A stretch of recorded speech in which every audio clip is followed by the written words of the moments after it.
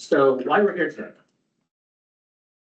Because of the housing crisis, and the term crisis may sound like a dramatization, but each year it becomes harder for Mainers, especially in the mid-coast, to afford housing. At the same time, employers are struggling to hire and retain workers, whether they be nurses, police officers, teachers, carpenters, or engineers.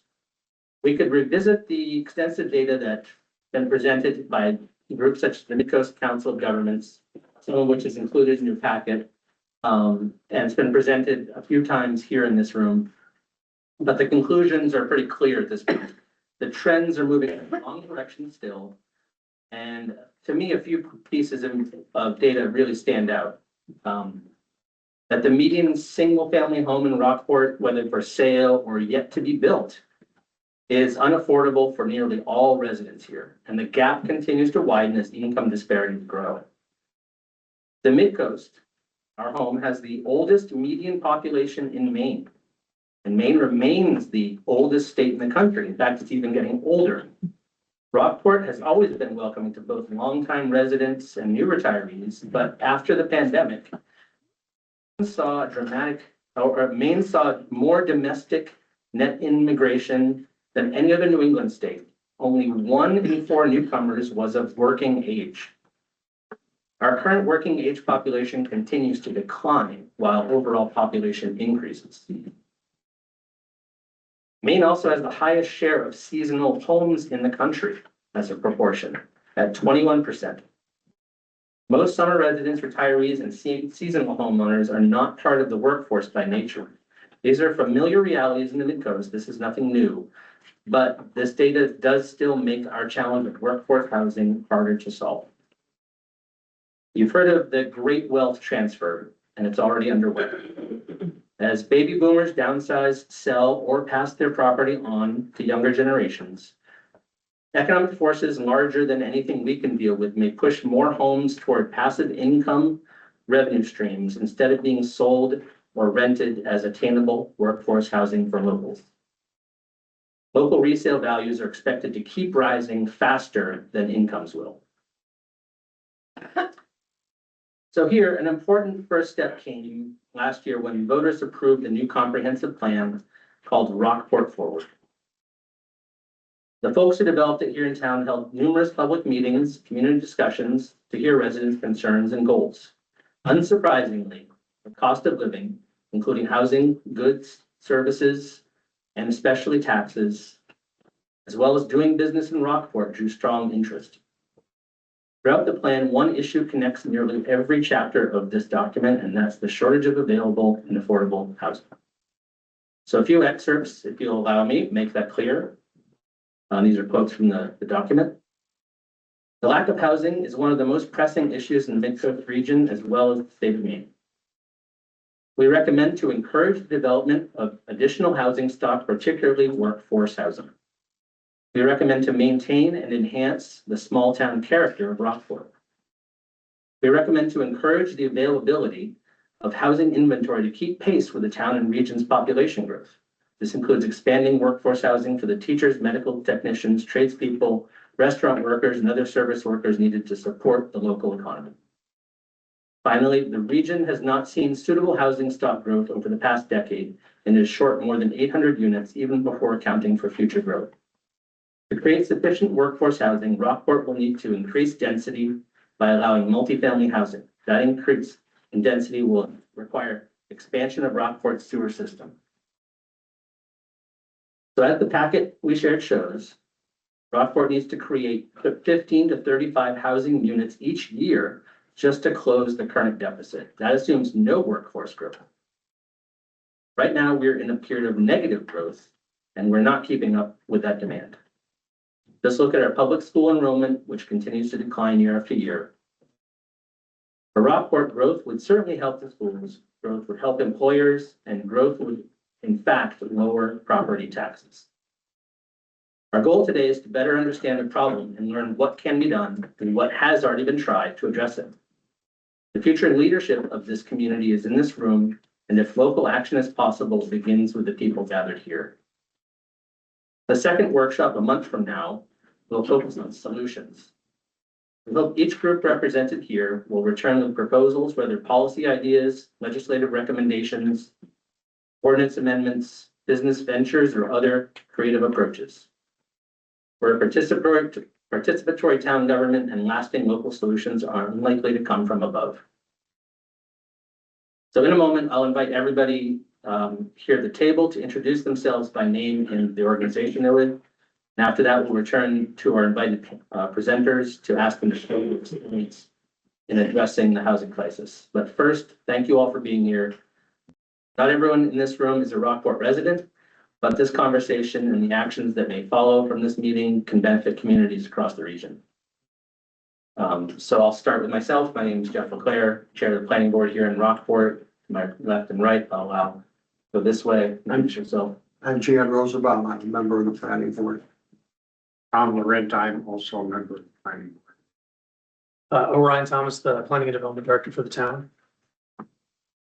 Tia Anderson with Midcoast Habitat for Humanity.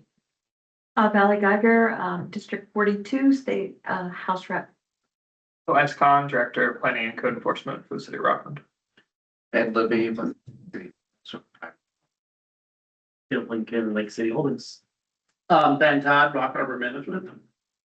Richard Remsen, artist and Rockport resident. Barrett Brown, I'm a Rockport business owner and a member of the Economic Development Committee. Deborah Hall, I'm Chair of the Rockport Economic Development Committee. Denise Munger, Chair of the Rockport Select Board and Liaison to the Economic Development Committee. John Veman, I'm on the Rockport Select Board and also the liaison to the planning board. I'm Carter Scout, I'm on the planning board. You sound a planning board member. We have one, I think, two members online. Can start with one of you to jump in. Get your names in there. Yeah, I'll be happy to. I'm Dominic Credisco, and I am a part-time resident in Rockport. I'm a full-time resident in New York, where I am a land use attorney. And in Rockport, I've had the privilege of being on both the Comprehensive Plan Committee and the Economic Development Committee, which I'm currently on. So, thank you. I think that's you, Steve. Hi, everyone. I am Steve Hayes. I'm the planning technician and E911 coordinator with the town of Brattleboro, Vermont. Thank you. Okay, so I'd like to give a chance for all of our invited guests to speak, and I'll lob some probing questions to you all.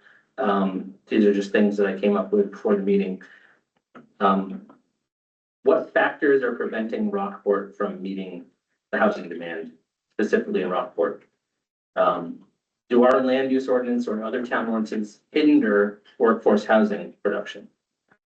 What would happen without a land use ordinance, and how should we balance growth with government oversight? What private-public partnerships could help? Are there regional solutions that towns can pursue together? What can we realistically expect from state and federal efforts? Is immigration a factor? Do short-term rentals impact workforce housing availability? How do we address NIMBYism and the role of the public? What role do building codes play in hindering housing? And then finally, in particular, how have each of you and your organization confronted the topic of workforce housing? So I think we'll just open this up. I'm not sure if anyone wants to go first from our invited panelists, but if no one raises their hand, I would start with my left. Yeah, go ahead. Can I recommend that we have Steve go first because he may not be able to attend the entire meeting. That sounds great. But the guy that's not here on the spot. Well, I'm assuming Steve wants to go first. Okay, thanks. Go ahead, Steve. Sure. So I've got some basic points about where we've come from as a community and some recent things that we've done that we think have been effective in addressing our housing shortage as well. A lot of the things I was hearing in the intro sounded quite a lot like what we experience in Brattleboro, although I know that we're a fairly large community compared to Rockport. I think 12,000 here, about maybe 3,000 there, if I'm not mistaken. But I don't think that anything that we did is outsized for a community like yours or really any community. We don't think that there's a magic bullet for this, but I think there's a set of changes that we made that we find we were really expecting to get more controversy about with the public, but it seems like we've been able to sell the narrative on the changes that we've made, and people don't seem to mind. And we've definitely had already measurable change in our housing stock, albeit we need quite a lot more production as well. So our existing housing stock is very old. I wouldn't be surprised if yours was quite a lot like that. I think all of New England, and especially northern New England, we've got your median home is probably built before World War II. For us, it wouldn't surprise me if the median home was built in the 19 teens, if that.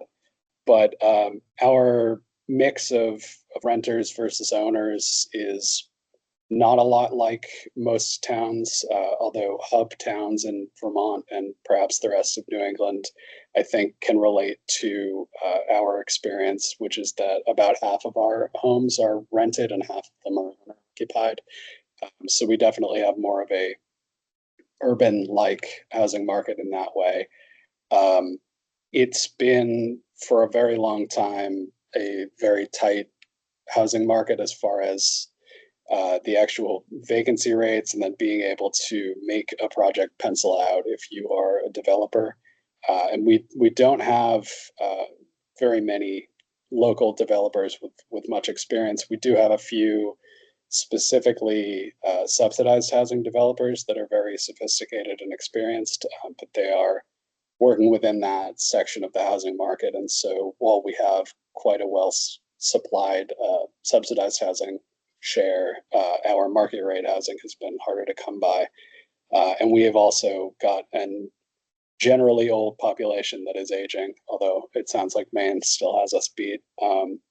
But I think we have perhaps one of the top 10 smallest average household sizes by town.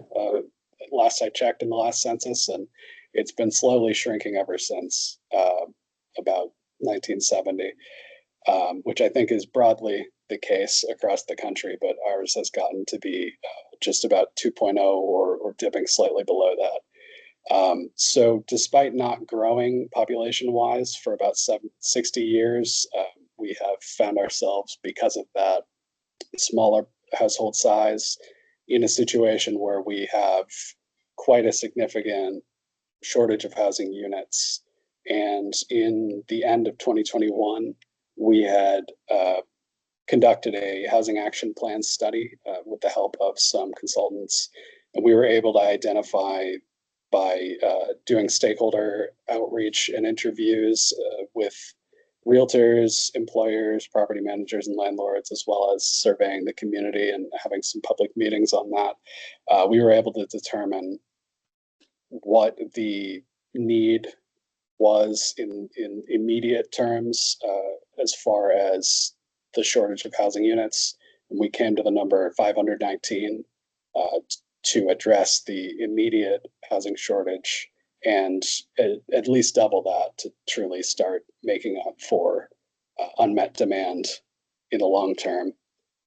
In 2015, we had adopted new zoning regulations that were a lot more pro-housing than they had been in the past, but there were still a lot of elements to that were restrictive to housing that we started to really take seriously in 2021.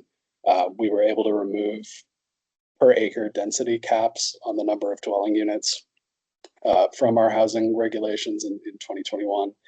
And then in 2023, we were able to get a state grant that allowed us to do what they were calling a bylaw modernization project, which allowed us to hire out for a consultant and really comb through our zoning to find where we were the ones who were actually creating the barriers. And so there were a number of things that we were able to change in our zoning since then that we think have really been quite helpful in that regard, although I think removing the density caps was also very critical. We also, let me back up for a second, we adjusted our setbacks, building footprint, and a few other dimensional standards in 2021 as well. But we went further than that in 2023. And we were able to make more dense housing a permitted use or by right in more of our zoning districts than it was before, because we found that having the insecurity and the lack of stability for a developer of not knowing when you would need to go for a conditional use review hearing really scared them away as far as whether they felt comfortable actually investing into a project. Because like I said, we don't have really any seasoned developers of any kind of scale in the area. So it's a lot of local people who put up their own, in some cases, collateral from their own mortgage on their own home to develop townhomes, as an example that recently happened. So a few other things that we did in that change was we created a missing middle housing overlay district, which allowed for different forms of multi-unit housing from 3 to 9 units, allowable by right on every parcel in that area.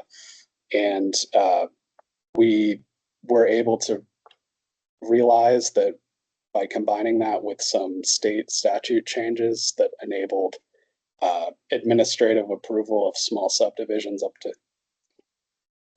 total 4 newly created lots, technically we could actually allow something like 27 to 35 units under that. If someone was to make a few lots, we would be able to apply that to each one of those lots. It's been taken up once for somebody who has put in something like 20 units of townhomes using that. And that meant that they didn't have to go to a public hearing to be able to put in that many townhomes.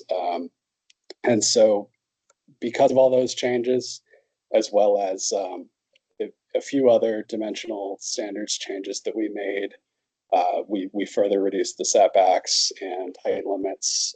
We removed floor area ratios, which was a significant barrier.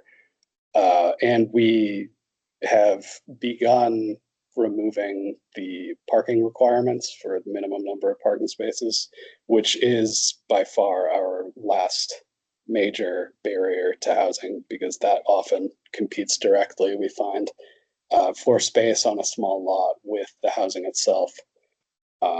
But that is not yet finalized, so we expect to see perhaps even more success when that happens. But in the past 2 years, so over the course of 2024 and 2025, after we made that zoning change, we were able to see more housing production locally in back-to-back years than any other single year since the late 80s. And our economy has not really improved in any meaningful way that would suggest that this is just latent demand that would have happened anyways. So we really think that it is the fact that we freed up that much more potential for small, middle density type housing to be created. And so I've got some more notes that Sue provided me with, but I think I've probably been close to my time. So I'm happy to answer any questions that you folks have. I'm thrilled to hear that there are communities that are wanting to really tackle the affordability and housing shortage issues. So any questions that you folks might have, I'm happy to help. Thank you. Yes, so I think we'll probably alter this a little bit for each panelist, but we'll take the call from Steve, knowing that he has a timeframe of availability. So we'll go ahead, Richard. Will we be able to get a copy of your action plan study? Yeah, it's in the links on the document I circulated, Richard. Okay, It's got a very detailed housing plan. It's like, I don't know, 75 pages or something, or what is it, Steve? Yeah, that Huge. sounds about right. It was pretty Yeah. substantial. So everybody should have a link to it. So, thanks for joining us, Steve. I'm pretty familiar with Brattleboro. It's a great little town. We're sort of like the town, you know, in terms of Rockland or Camden, we're sort of the town next to Brattleboro a little bit. But my question is, zoning, sort of setting the table a little bit. I've heard over the years, and I'm not super clear, but is Vermont has some rules about zoning variance, like there's not allowed to be any zoning variances, and so does sort of setting the table for the other members here, is that something that comes into play as you're writing these rules? Because, and maybe you can correct me if I'm wrong, but you can't apply for variance. Zoning is just zoning, right? Yeah, basically, yeah. It's a little bit before my time, but I think in the early aughts, there was some sort of Supreme Court case here that made it so that variances basically were essentially impossible. And then they created a very variance-like thing called waivers. So we do have waivers, but they're very specific and tied to our dimensional standards. So it's a slim range around what we require. So like for setbacks, for example, if we require a 6-foot side setback in our residential neighborhood district, somebody could ask for 5 feet. Or in some of them where we have a little bit more room, they could ask to go from a 20-foot side setback down to 15. But it's very limited. So we don't have a lot of flexibility that way. But I do actually think that helps us make very specific, clear rules, and we don't. I get a sense that in many other parts of the country, zoning kind of feels like a negotiation. But here it seems more like we set the stage and then we don't have much of a back and forth on what the actual standards are. And I think that lets people know this is the box I have to fit my development in, and that's certain. And then they're more comfortable putting up the investment, knowing that this isn't something that could get pulled out from under them later on.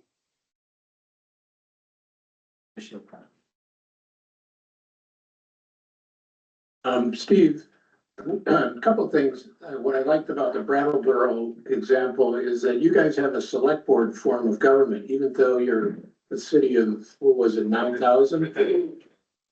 Yeah, I think, yeah, we're like 12,150. Yeah, we're a town. We might be the biggest town. We're in the top 3 or 4 biggest towns in Vermont for sure, as far as removing the few bigger cities. So we do have a select board. We've got a 5-member select board, and we have a town manager that is an intermediary between us and them. But it's very small, the local government here. So it seems like it's a lot easier for folks to know who to talk to if they have thoughts of actually producing a major housing development. Yeah, and I think you alluded to it in your comments that you guys allow, or you have a much lower threshold for administrative review, or you've given the town staff more authority to approve applications so they don't have to go before, in this case, a planning board. And so, so for some members here that are speakers, I'd love to hear your thoughts on how much that process slows things down for you, if it does, which I assume it does, and how much of a help it would be to shift some of that so that staff is taking on more of that responsibility to make sure all the T's are crossed and the I's are dotted. That question for Steve. I actually had one, I was just wondering if you could name 2 or 3 of the things that you found were most in your way towards opening up more housing for the town. I think prior to the changes that we started making in 2021, I would say that it was the density restrictions that we had definitely would have been the most binding of our zoning requirements. And then second to that, I would say that the setbacks and building footprint requirements and some of the other dimensional standards that we had that would sometimes sort of compound on each other in ways that I don't think were intended when they were written. So that is something that we actually went through the process of doing with a bunch of different spreadsheets and, drawing up scenarios in SketchUp of, okay, so if there was going to be a project and it was on a lot that was this big and shaped like this, how much of the lot would actually be taken up by the setbacks and the parking and the green space that we're requiring, and how much is possibly left for housing. And we were kind of shocked by some of the examples of particularly like narrow, long lots. There were some districts where it was basically impossible for some of those to be redeveloped. And so I would say those kind of restrictions were the big thing. And then in 2023, when we were making changes, it was primarily reducing the amount of public hearings and the discretionary stuff. And that seems to have, first we made it possible for these kind of housing projects to be done, and then we made it more reliably predictable that these kind of housing projects could be done. And I think those two things together made it so that it started happening. Thinking about the sort of comparison again, with Brattleboro, is there open space area within the city limits of Brattleboro? Are your rules, do they change between your sort of downtown area and your open space areas? We have a rural district and a rural residential district that are both probably not particularly rural standards wise. As far as in the rural district, it's still required that you have 3 acres per dwelling unit. And in the rural residential, it's 1.5, which I think were on paper intended to function as conservation features where you would not be able to parcel off land smaller than that. But in effect, I don't really think it does that. It seems like we would need to really increase the number of acres we would require before it starts to have that effect. But in our developed areas, we have minimum lot sizes that range from a ½ acre in one district, and then 5,400 square feet or 3,600 square feet in our residential districts, and 2,000 square feet in our downtown. So I'd say that's quite different. We don't have an explicit district that is open space per se, but we're using the rural districts that don't have water and sewer as the sort of reserve of land. And we do have quite a rural sort of half, the western half of the town is, I would say, definitely less than 10% of the population's out there.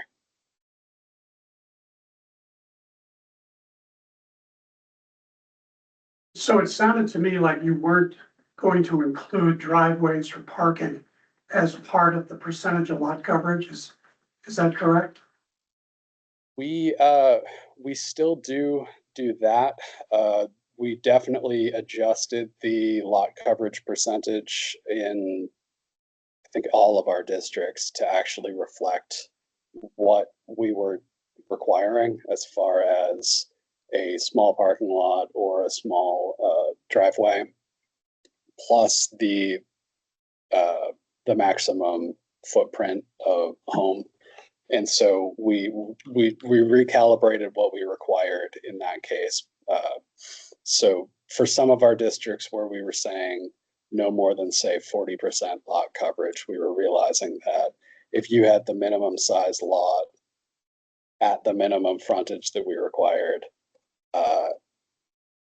to be able to build out a, say, 4,000 square foot small building for, I don't know, 4 apartments, let's say, that you wouldn't actually be able to get that large, because we would be requiring you to leave whatever percentage of it is in the setback envelope, and then the rest of it would be primarily covered by asphalt. And so we changed it and we pushed them all up And I believe we allow for 100% in our downtown, where you can just build zero lot line. But we also made that available in the rest of our developed districts where if you wanted to build up to your lot line to split, say, townhomes, that you could actually do that. Previously, I don't think we did, but we made it a lot more feasible. And we stopped applying side setbacks to the middle units of townhomes. We created some special standards for that so that you wouldn't be we realized that it was fundamentally impossible to parcel off a middle unit, and that we needed to think about our standards differently when it came to that kind of a unit. I hope that was what you were asking. Close enough. Any last questions for Steve? Jeff, I just have one. Steve, you have also have a program in Brattleboro to offer some level of financial support to developers. A fund. I thought Sue mentioned a fund. You know anything about that? Yeah, Sue is certainly more familiar than I am with it, but she left me some notes on that. It's our local fund is not particularly large, and I think for most of the time it's existed, it hasn't really been used very much. We've got regretfully, I'm not exactly sure of the specifics on how much you can get. I know it's not more than a few $1,000s, that's for sure. But the interest rates on that loan were not competitive until probably quite recently. So I don't think it's really been taken up, but there are some state programs that it seems like are starting to make a difference. Mostly in the ones that we've seen as market rate housing locally, it's been conventional financing, or we have a few folks in town who happen to be quite wealthy who've wanted to build housing and have just self-financed. So I don't know how replicable that is, but I think if we were to make a larger amount that could be taken out in the revolving loan fund, we might see more takers. Questions? Okay, I'd like to move on. Thank you, Steve. If you don't have to leave, we appreciate you sticking around as long as you can. Just guessing another question might come up. Thea, do you mind? Sure. So Midcoast Habitat has, well, we're in the works of 10 single-family home development right off of on Commercial Street. And we had some success with development of a couple of subdivisions in Rockland. We met challenges along the way, the barriers that have been discussed, zoning, dimensional restrictions that, we had to go for contract zones for those projects in Rockland, but the city and Valley will probably speak to some of this because she was on council at the time. We were able to work through that time. Obviously, it took time, plenty of time. But we were able to create a pocket neighborhood, Bellbrook Commons, which some of you are familiar with.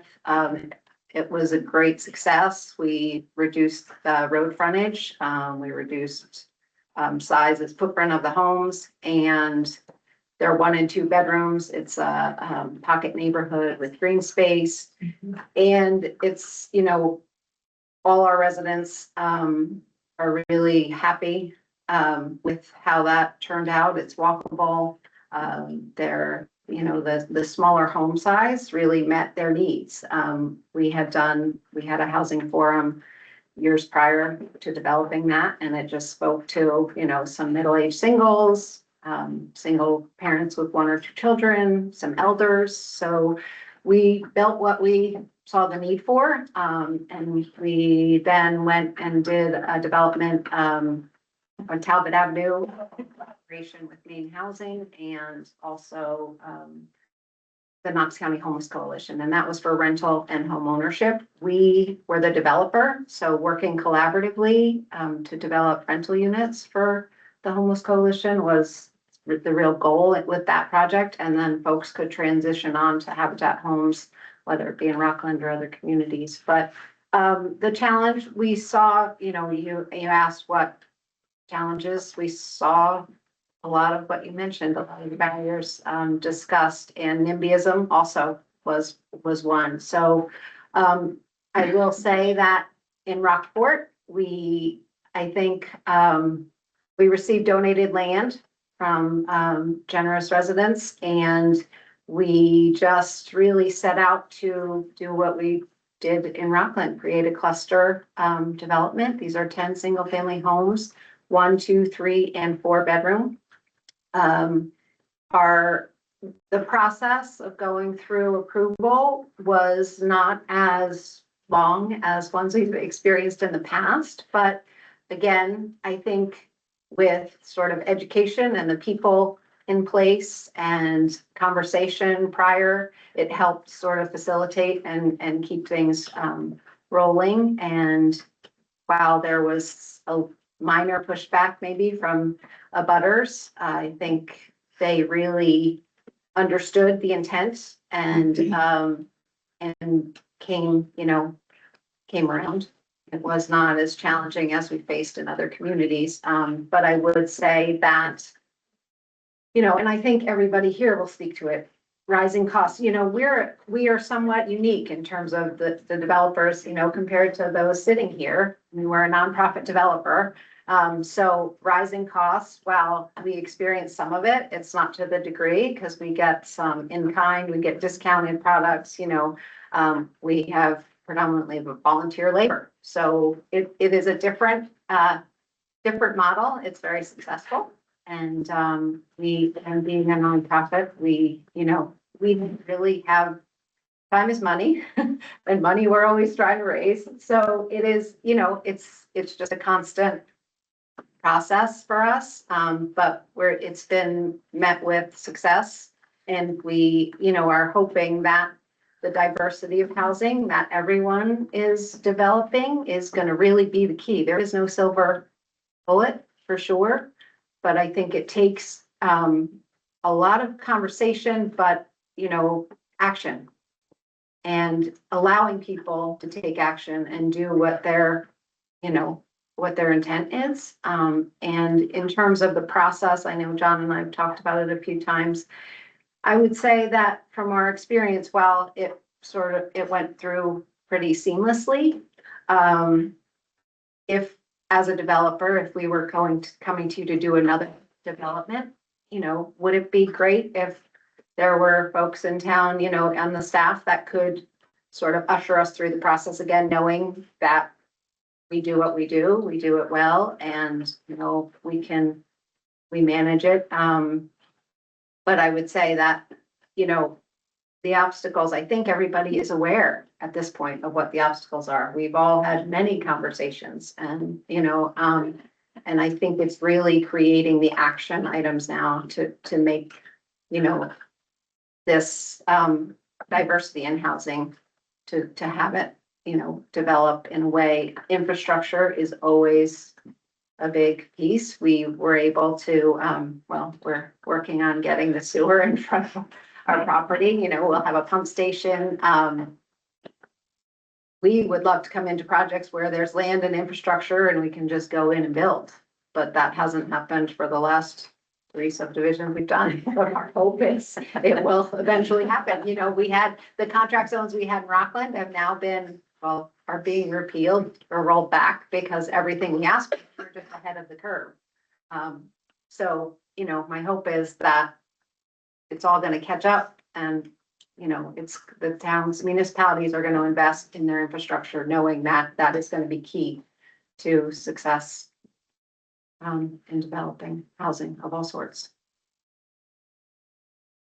Great, thank you. We're gonna move through our panelists, but everyone has questions, just keep them for now. Keep them, not Yeah, ask keep them. questions, don't ask questions. Yeah, just, we can have a larger conversation now. All right, so Go ahead, Beth. Hi, Valley Geiger. I represent Rockland, Owl's Head, most of Owl's Head and North Haven and a couple of the outlying islands. I'll say that I ran to be a state representative because of housing. And I ran for city council in Rockland because of housing. And I served 6 years on the city council. It was a horrible experience.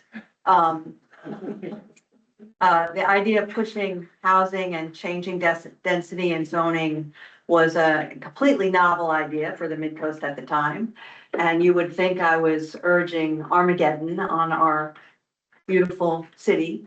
And so I spent 6 years doing workshops, working with other counselors, slowly building an argument. I think Rockport has seen a similar thing in that a small minority of confident, retired people who want no change can have a very outsized voice in your community.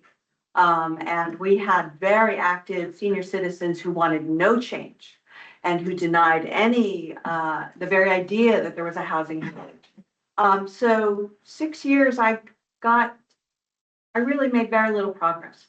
The counselors that have followed me have assured me that in fact I plowed the field for them.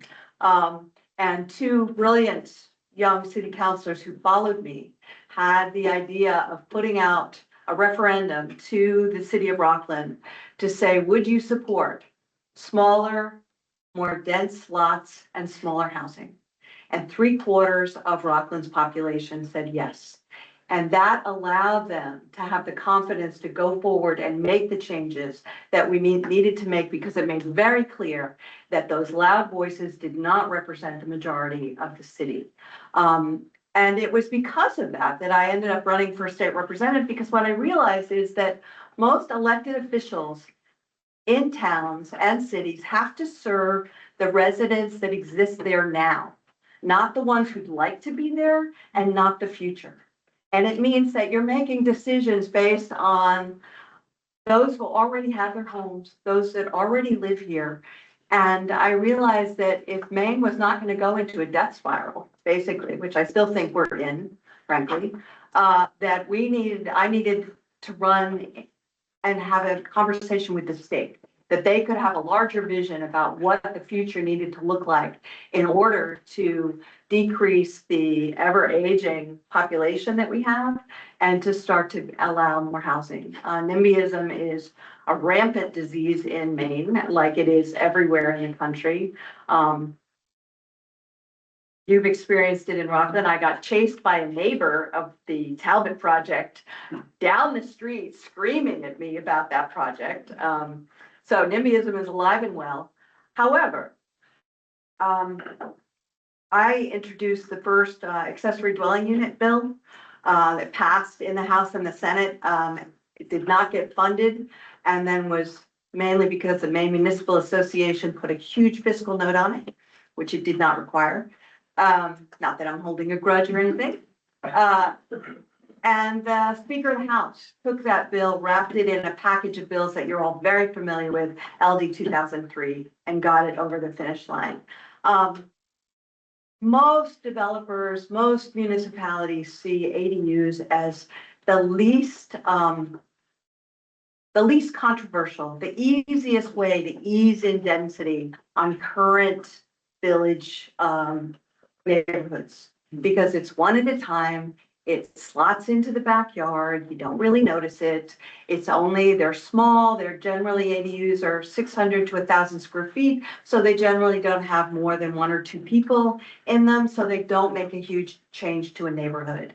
And Maine has now allowed that, has required that.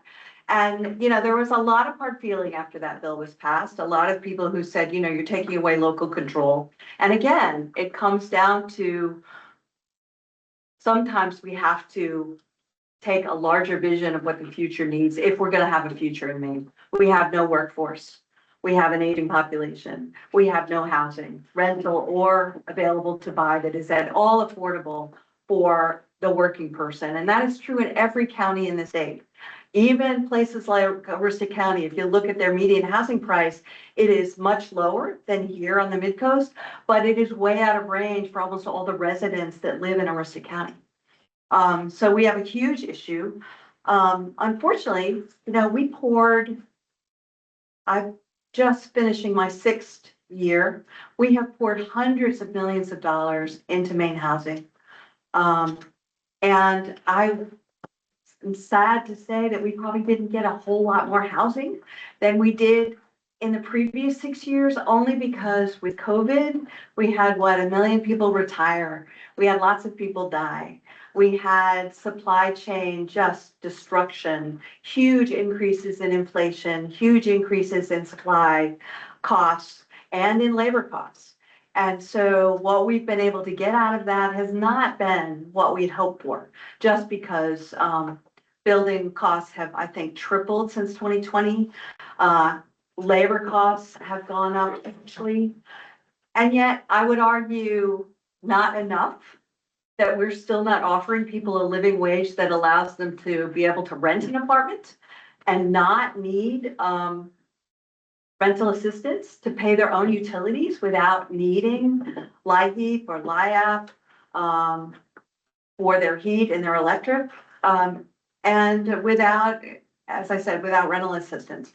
So we're in this sort of terrible situation where we don't have enough labor. We need desperately to build houses.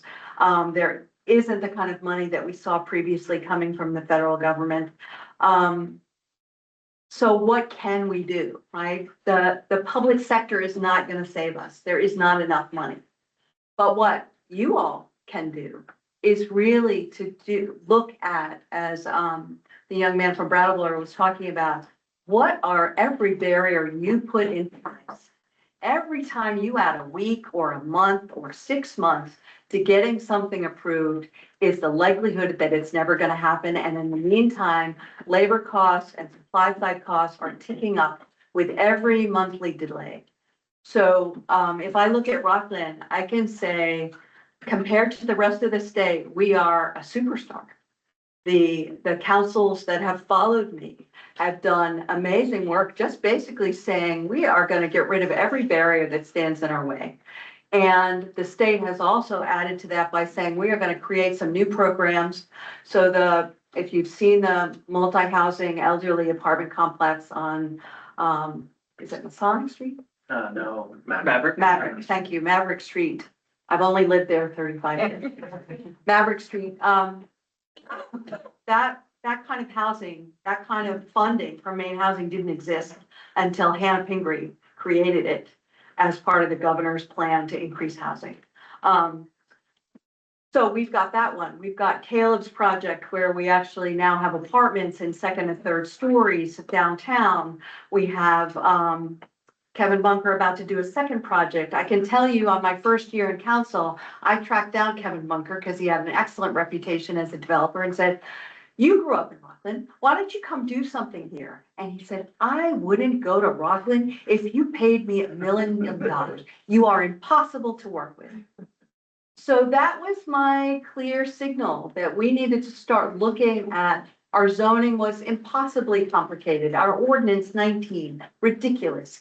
You had to go to the code enforcement officer and it was like a high priest. Only he could tell you if you could build a garage or add 5 feet to your house or even add a deck, because it was so convoluted. And of course, it changed week by week, depending on which code enforcement officer or what they remembered or didn't remember about what they told you the week prior.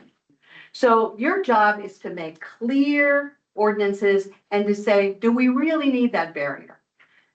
The number of times somebody has to go to a planning board complexifies. The number of times that people need to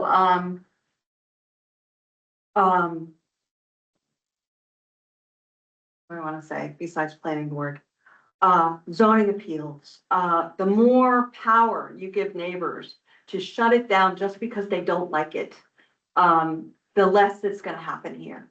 One of the things the state is thinking about doing is creating for single family home, for small projects like little pocket neighborhoods, is to designs that are already approved, that already meet MUBEC, which is, the statewide building code, so that you, as a town, don't need to do anything with them. If the developer comes to you and says, I'd like to put up 8 houses, and here they are, and they're all approved state designs, there is no role for you to say, do you have enough land? Do you meet the setbacks? That's it. And so the more you can look at every barrier you place, in Rockland, we were famous for requiring 1 million parking places for everything anybody wanted to do. And if you've ever driven through, our big box stores, most of those parking places are empty. It's ridiculous. And it was something that was done in the 70s where we fell in love with our cars and we did everything to make sure that cars came first. And now we're slowly peeling that back. If you look at your own zoning in your neighborhoods, I thought it would be easy when I got to be a city councilor to say, I'm going to look at our classic village neighborhoods and we're going to recreate that zoning because we had a suburban model laid on top of it. So instead of the 50 feet, 25 feet road frontage, which most of those houses had, all of a sudden in the 70s, we said, it's going to be 100 feet. The average lot would be anywhere from 5,000, 2,000 to 10,000. We're going to make it all 10,000 in zone A. And therefore, nobody could build a house. If you drive down Rockland streets, you see all these little sort of missing teeth, like a smile where there's a gap. And it's a double lot that can't be built on until now. So there's a lot you can do. Nobody's going to come to save you, even though the state is going to continue to sort of push a little against local control because we have to in order to increase the possibility that young people can come here and stay here or return here, as many of them want to. But there's not enough public money in the world to fix our need for housing. So it really does fall to each community to look at what are the barriers you're putting in place and to remove them. At this point, Rockland has removed most of the barriers that are in the way of both small and large development. And we are happy to see, I think, within 2 or 3 years, we will have added, what do you think, Caleb? And what do you think, Mike? Yeah. 100,000, 100? 49, 55, or 55 got site plan approval last year. And I know you have what, 12 from, we have 29 at McLean. Yeah. 6 on Rockland, 18 on Old County. 18 on Old County, and another We did 12 9 on. on Main Street. Another 12 on Old Street. Right. Yeah, So- Pretty good lineup. We've done it, and I have to say, when I first moved to Rockland and I got on the Comprehensive Planning Commission, I don't think a house had been built at Rockland in years. I mean, in years. Even though we don't have the kind of land you guys have. That's the other thing. You have incredible opportunity. You are a huge place. Rockport is relatively small, 12 square miles. But even in the place we had space, nobody could build. Nobody could get through the regulations to be able to do it. So I think you have incredible opportunities. You have all kinds of, from dense village to the West Rockport, huge amount of land. And it's your job to start removing those barriers if we have any hope of having a labor force in our town. And that's all I'll say. Wow, that was great. Sounds like I've been reaping a lot of the benefits of that. I'm permanently traumatized, I have to say, but happy to have done it. It's good. Well, now the field is open and we've had nothing but success putting forward ordinance amendments that clarify or make the process easy, at least since I've been there. And really, I appreciated what the gentleman from Brattleboro was saying, where what do you want to be possible? And then make that certain, like reduce the uncertainty of the things you want to happen. And that's the approach that we've been taking, is on the regulatory reform side, completely overhauling our site plan subdivision ordinance, increasing predictability for developers who come into the city, which I think, like, time is money. And if you have to pay a whole bunch of lawyers to sort through an ordinance for months on end, that adds a lot of cost. And part of that too, similar to Brattleboro, was increasing the staff role in review, increasing administrative review, reducing the number of planning board and public hearings that are required. Right now, we set the threshold at 3,000 square feet for new principal structures. And then there's an impervious surface threshold as well. And right now we have a 3-tiered system of review, which I think is relatively unique. That's a little bit experimental, so TBD if that middle tier, which is a staff committee, will be necessary or how that will go. But in some ways it helps when staff has a lower capacity to take on those mid-sized developments that maybe staff doesn't want to be out on a limb approving a 20-unit development in the middle of town where people are going to push back really hard, but it doesn't need to be escalated all the way to the planning board. So by increasing staff review, increasing predictability for developers going through the process, I think we've seen a very, very good results from that. And part of that too has been not just in the ordinance side, but on the administrative side, formalizing our staff reports to provide to the planning board. Right now, pretty much the applicant will submit their package, staff will review within 5 days and tell them if it's complete, or 7 days and tell them if it's complete, and then present a report to the planning board that is the summary of all the questions and issues that could come up during the application process. Board members, at least in Rockland, have many, will review all the materials as they're able, but often have other responsibilities. That's, I'm sure you're not getting paid necessarily to do all the board work. And so that's one way that we can make the process a little bit more clear for everybody. But we also know regulatory reform is not the only barrier to housing. Costs are still the highest barrier. And so Rockland's also been looking at ways to address costs. Sort of, as Valley mentioned, ADUs have been a pretty significant priority. And in Rockland, because we've eliminated the density requirements on all sewered lots, ADUs become a little bit less relevant because ADUs are really a soft increase to density that might be more palatable to folks who are concerned about a big development in their neighborhood. But it's hard to say no to a tiny home in your neighbor's backyard. People still do. But yeah. So we've been incentivizing ADUs. We have an ADU boost program in collaboration with the Mid-Coast Council of Governments that provides up to $10,000 per ADU. Right now, we only have up to 5 ADUs. It's a pilot program, but that's something that we've been receiving a lot of interest in. It's still early, so we haven't seen projects go all the way through the pipeline. So we've eliminated density. We've also eliminated all parking requirements in the entire city. And we're moving away from structure coverage towards a total lot coverage number.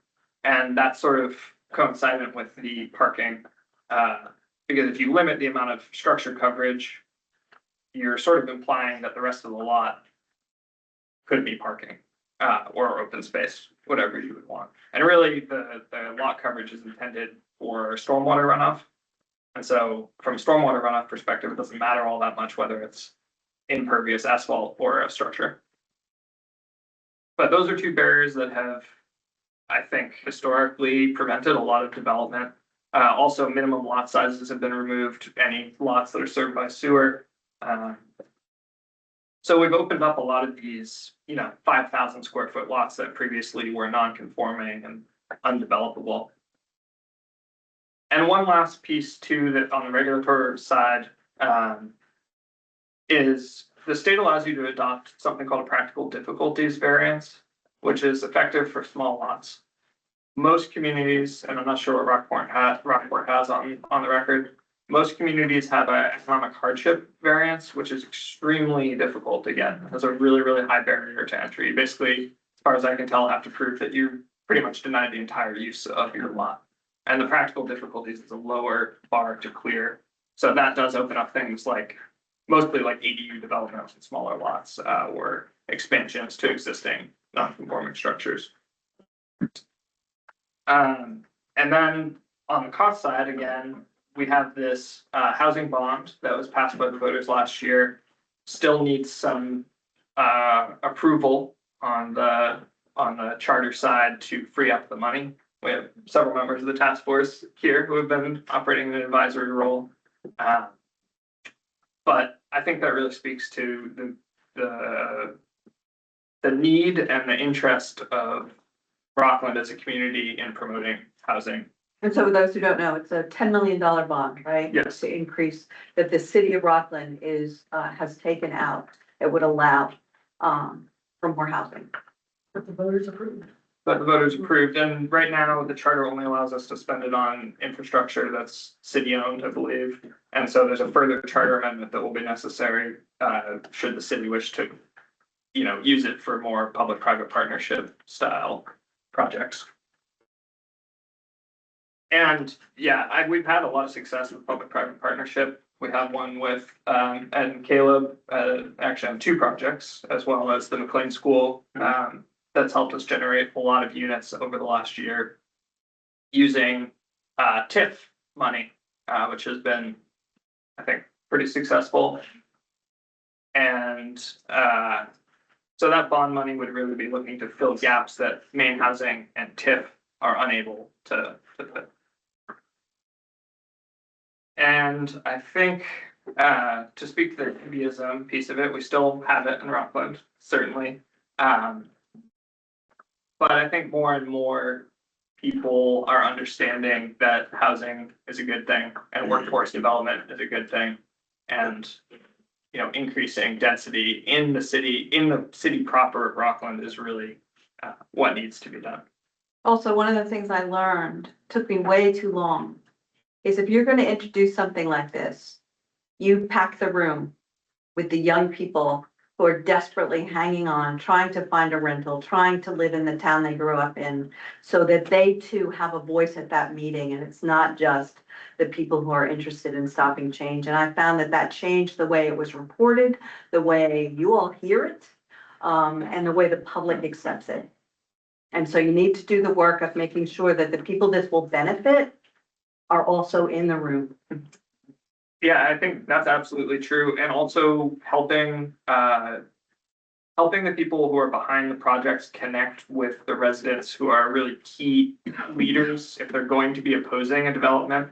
If developers who are coming in can get out ahead of that, do that outreach proactively, and city staff can help make those connections, I think that can make a really big difference in a lot of projects as well. So yeah, that's it for me. Thank you. Good stuff. Committed. So, wow. Yeah, we've worked with Elias most recently. Rockland, one of the questions that John put out is comparatively, where's Rockland, Rockport compared to nearby communities? I'll echo what Valerie said. They are really knocked it out of the park. They're way ahead of most people. So if you want to look sort of to them and lean on them for some of those things, they would be a good example. Some of the things I would want to emphasize though is again that I don't say it's too little too late. I'm always optimistic, but what Valerie talked about in terms of the costs, we've needed this stuff to happen for so long and it hasn't, and then we're finally now getting it done, but we've just been blown out of the water on costs and the things we could have done. Some missed opportunity, it's just a lot more difficult. So Rockland is a great example to look for. Rockport has made good progress, you guys. So if Rockland is, excellent, you guys are pretty good, but there's still some things that would help us. The predictability part of it is huge. The other thing, interesting, they have somebody from Vermont. I've admired, there are a lot of places in Vermont that have this, I just call it smart growth. I mean, it's just smart growth policy, if anybody understands that or studied it. But there's another town in particular that I've watched, and I have their land use ordinance on my computer and often share it with people at places like Build Maine and things like this. It's called Heinsberg. It's a smaller town, it's 4,700 people, so it's going to be a lot more like Rockport. And they take those things to heart. Similar to the experience on the ADUs that Valley talked about. I've been frustrated for 20 years with large lot zoning. It's all over Maine. It's super restrictive. It makes everything more expensive. And in the last couple of years, got involved with Grow Smart Maine and Build Maine a few places and championed a 5,000 square foot bill that actually got wrapped up into the follow-up to LE 2003, which is LE 1829. What is frustrating though is that it was supposed to get implemented this year, and now it's been kicked to next year. But it's a deadline. Like, this is what I try to encourage towns. It's a deadline. You don't have to wait. Okay, you can take these things and just grab them by the horns and implement them. I've experienced in other towns incredible inertia.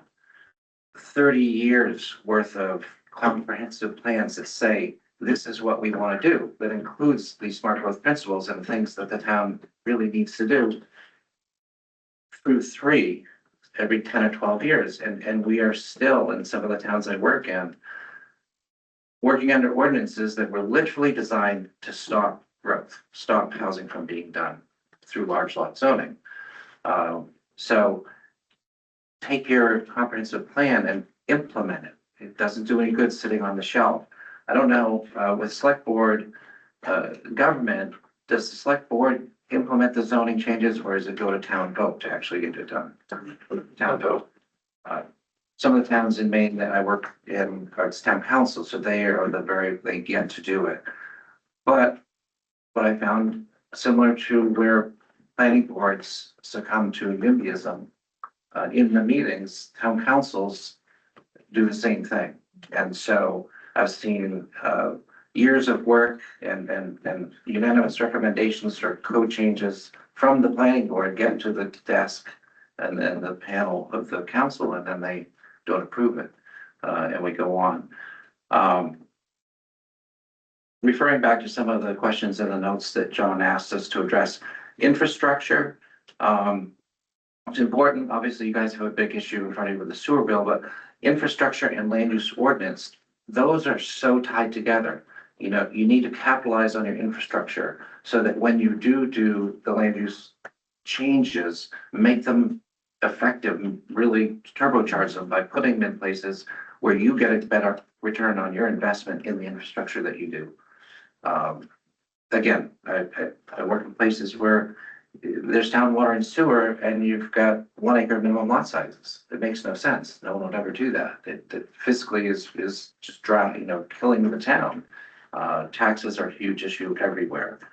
The other thing to consider in your land use ordinances, I mean, we're up here, Tia's developer, we're developers, you're talking about projects.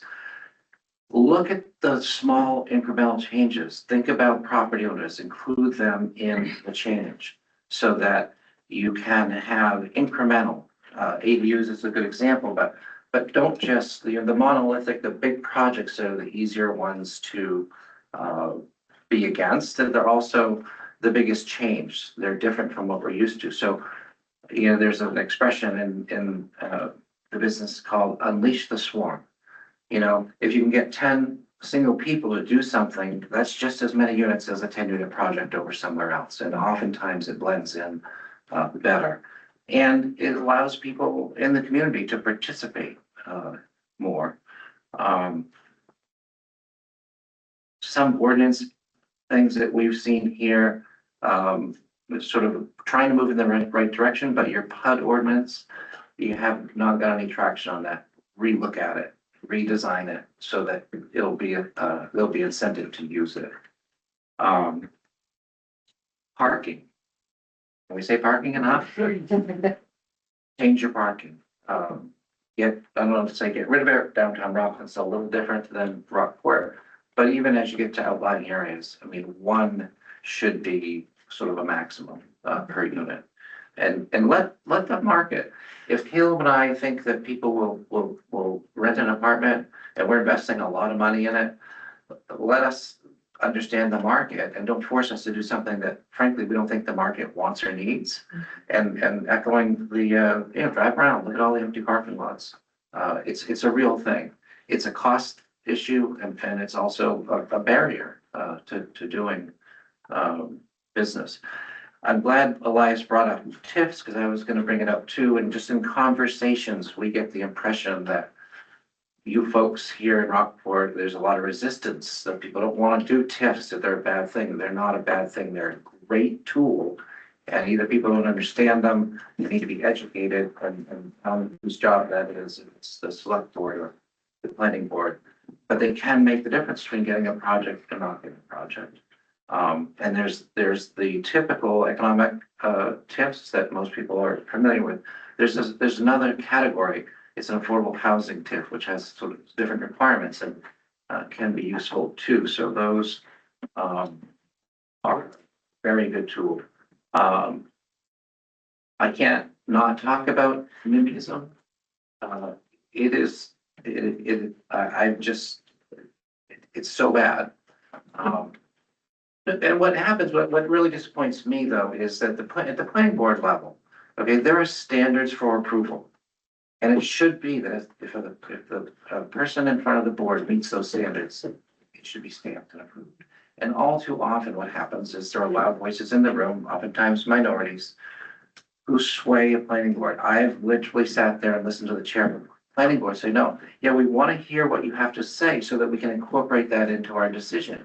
No, if the person has something to say about the standards, yes, then you should listen. But all too often, it's not about that. It's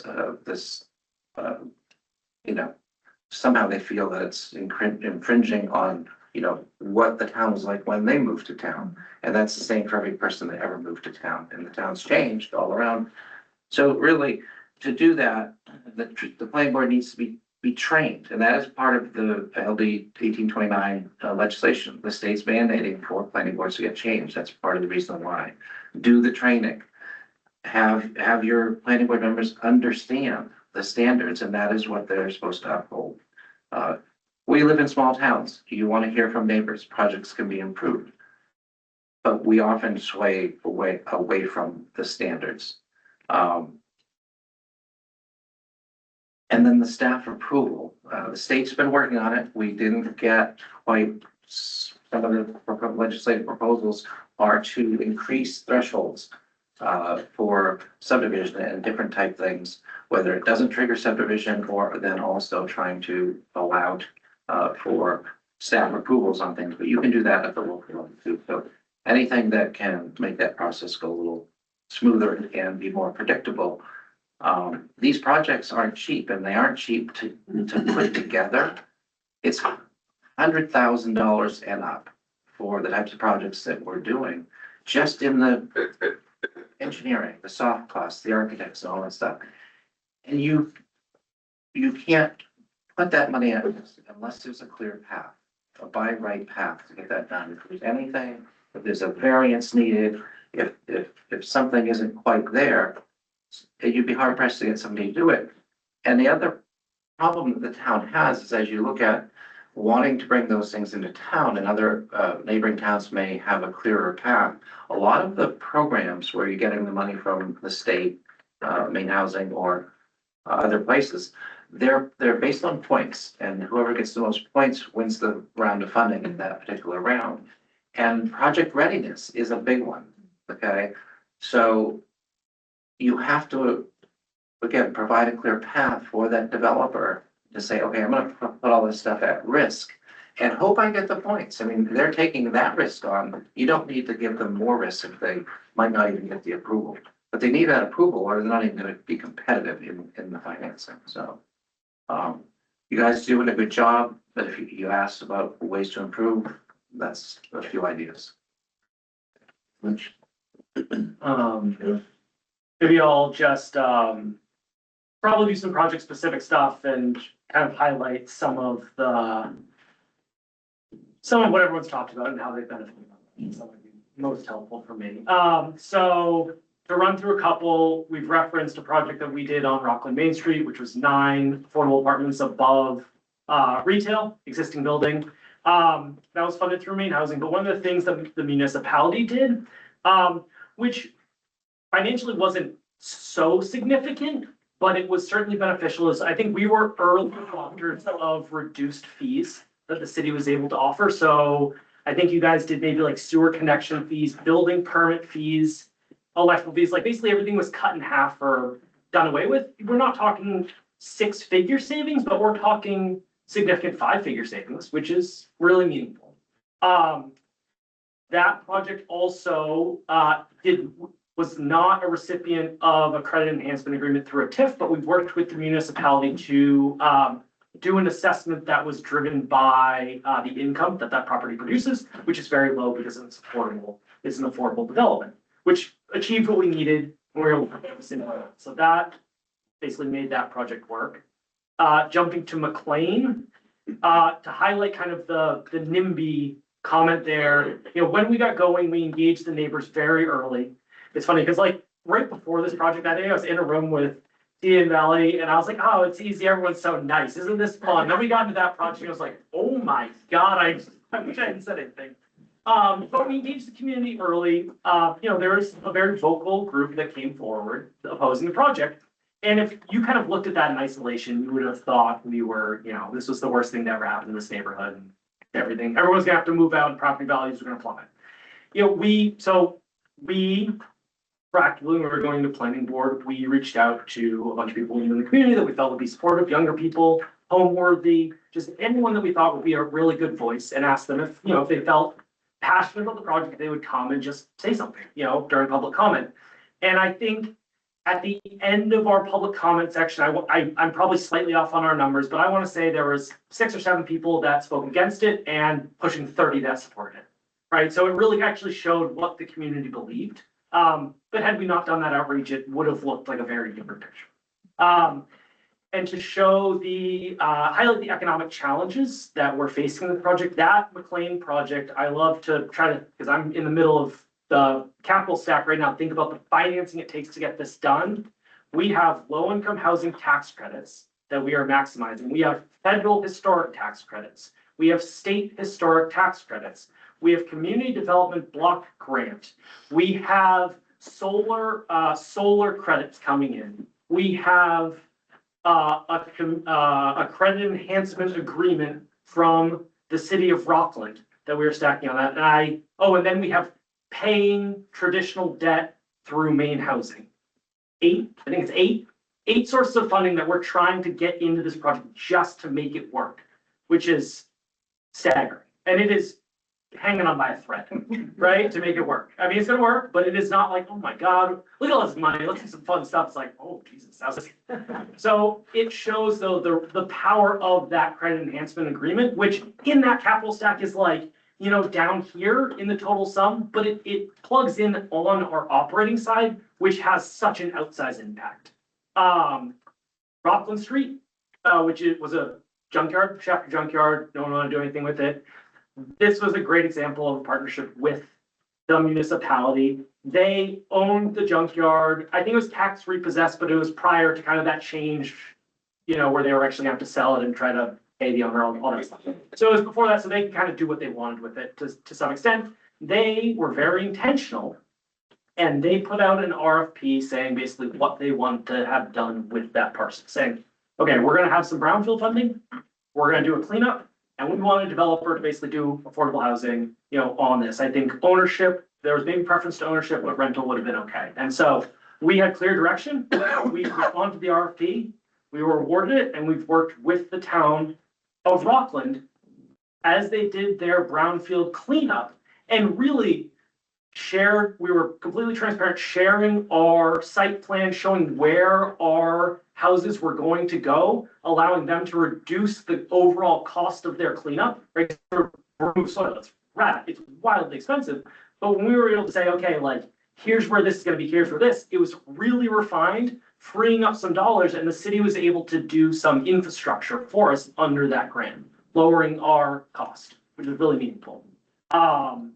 Jumping to Rockport, Madeline Lane is another rural affordable rental program. That's 18 units in an existing building.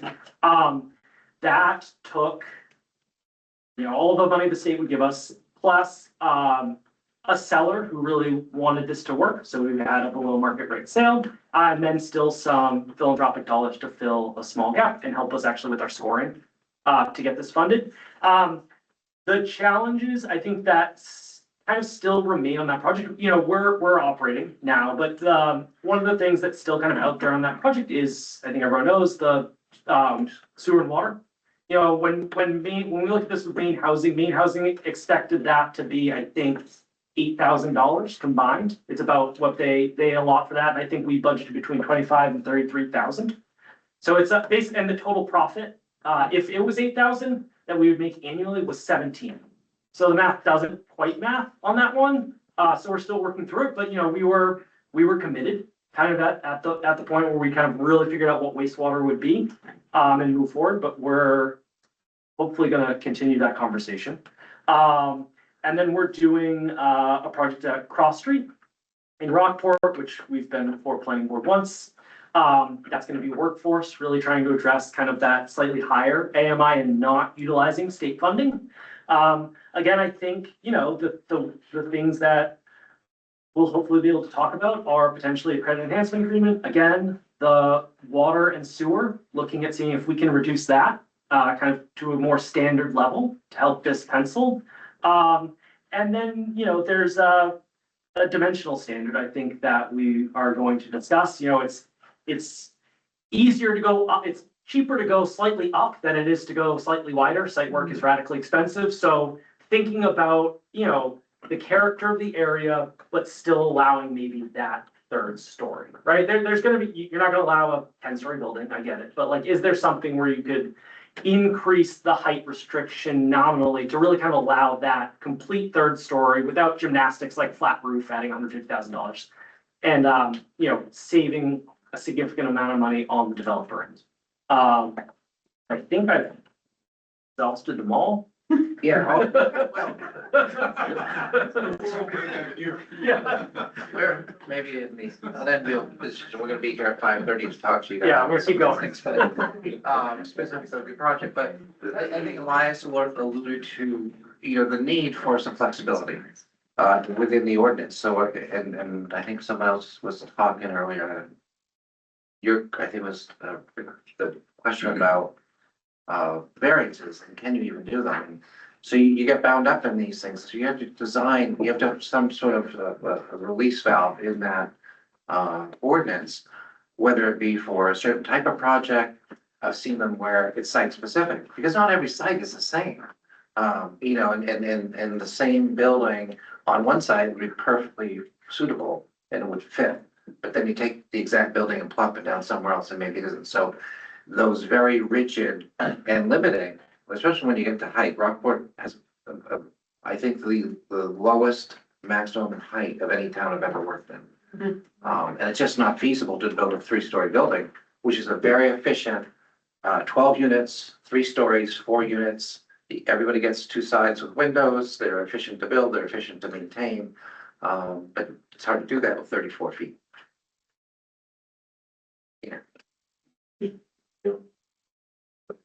Okay, I'm Ben Todd with Rock Harbor Management. Our latest project here in Rockport was the Birches, which is right on Route 1. I'm a little bit different than Caleb and Ed. I sort of live in this world of like, we do not have complicated financing. Everything for us is one individual loan with a relationship with a local bank. We go in and we have to pitch the project based on feasibility and a track record of us getting it done. Also, I would say that like our utilities for us is a big component. We're super energy efficient. We produce all of our properties are 100% net zero. So the water sewer is a huge. So just going into it for us, the speed and reliability of execution is what we need to get to profitability. Otherwise we won't do the deal because the bank we were paying mortgage payments before we were viable. And that was for 6 months. So we bought the property in September. By December, we had full control of the property. By December, end of December, we started leasing our first units and we were done by the end of April. So for us, it was like speed and like the profitability is huge. So our process started with, I did a walk-in with Orion and said, hey, I have a crazy idea. We want to turn this crazy motel into housing. What are your thoughts? And typically that's how we start. We go into the planning board or like the developer and we say, hey, like this is what we're thinking of doing. And that feedback right there tells us if we're going to proceed. They're like, Orion was super helpful. We met with Andrew as well. They were like, yep, you're in the zone. You're allowed to do this. We sort of knew that by right, but we wanted to see like where Rockport stood on this type of development. Very, very positive. So we then went, okay, we showed them some basic layouts of what we thought we wanted to do, how we were going to do it. And that felt comfortable for us to say, okay, we're gonna go back and renegotiate now with the seller and get this thing under contract. Because we hadn't even had it under contract yet. It took us about 6 months to a year to get it under contract. In that time, we sort of knew we had an out of saying if the town doesn't approve it, we can back out of the contract. So then we finally get under contract, we come in, we met with Orion, we said, hey, this is a go, we want to do this. And we sort of refined the plan, and he said, great, there's a little nuance in the code where, because you're an existing structure, you can go faster through the planning board, which is exactly what we needed. We needed to go move fast. We didn't want to go through a full plan review of everything, because that would have taken months and our due diligence would have expired and the deal would have blown apart. So we met, I think, on a Thursday, that following Thursday, I was in this room presenting our plan, and we were approved the same day. So for us, the speed was phenomenal. We would love to do it again, all throughout the process too, like Andrew helped with the permitting process of allowing us to have certain tenants as we were renovating, get pre-approved and get a tentative CO for those apartments, so we could start leasing in December. Versus having to wait all the way till completion, which was huge for us. So it allowed a little bit of cash flow to come in while we were renovating. So that was really, really effective.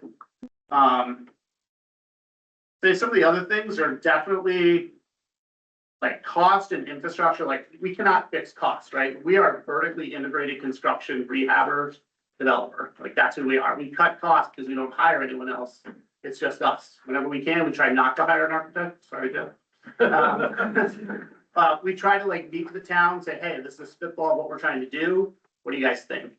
And then we rehab that in-house as much as possible in our own GC essentially. So that's how we sort of thread the line of like bank financing, our relationship, constructability, you know, very, very simple, efficient, so we can get there fast.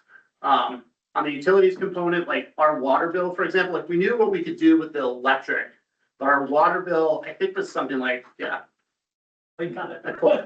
It was quite impressive when so we were at like, they were averaging, we had a 77% drop in water consumption across that property. But only represented like very small portion of it because the debt service component for infrastructure, which is a Rockport only charge, I was not aware of, is 37% of my bill now. So I can never get rid of that debt service coverage, no matter what I do to improve energy efficiency. We talk to our tenants about it, improve upon it, but I can't get rid of that debt service. I remember calling Maine Water and they're like, oh, that's just a Rockport thing. And I was like, oh, that's too bad. But yeah, I mean, that's a huge one. We're 100% net zero. We started producing all of our own power as of like December 20th, I think. It would be helpful. We ran into some issues with CMP. They did a phase more level 1 review for our solar array. And they said, yes, we think this is fine. Then it came back at the end of that, no, we want additional money to make sure this array can be supported by the grid. The deal would have really been hindered for us if we couldn't have put the array on the roof. Because for us, that's actually part of why we buy them and why what we believe in. And so CMP came back after 60 days owning it and said, you failed, you now need to go through a level 2 review. It would have been super helpful to know that ahead of time, what the infrastructure was. So if you know that, hey, these zones could be, you know, you'll get the infrastructure that you need, that would be super helpful ahead of time. I had to pay $1,800 to CMP, only for them to come back and say, oh, you're fine now. So that would have been super helpful. That delayed the PV array from going on for a good 70 days. As a member of the Energy and Utility Committee, don't hesitate to reach out to your local legislator or members of the UT committee. We are well aware of CMPs dragging their feet on solar projects. It's unacceptable, and we're not afraid to really come down on them and start demanding forward movement. So Val, 2 years ago, you helped me do that. Oh, that's okay. I wondered. Yeah, in Rockland. That's At right. our Cove property. That's right. They fought me for 10 months on replacing a transformer. I called you, you called, I don't know who you called, but it was done within like 6 months, which is phenomenal. Because like speed for us was everything. We had the array paid for on the roof, just waiting to be turned on. And I was like, we just want the transformer. And they just delayed. So for us, like, those things are huge. So being able to, that's a great, like, public-private partnership of being able to say, hey, like, we're willing to invest the money, but the speed in which we can get it online helps us immensely. And for those things, specifically with solar, seasonality is everything. Because if we don't get it online before the summer is over, we end up giving all of our tenants the discount from CMP because we honored that, but we don't produce any power during the winter, and they use all the power in the winter.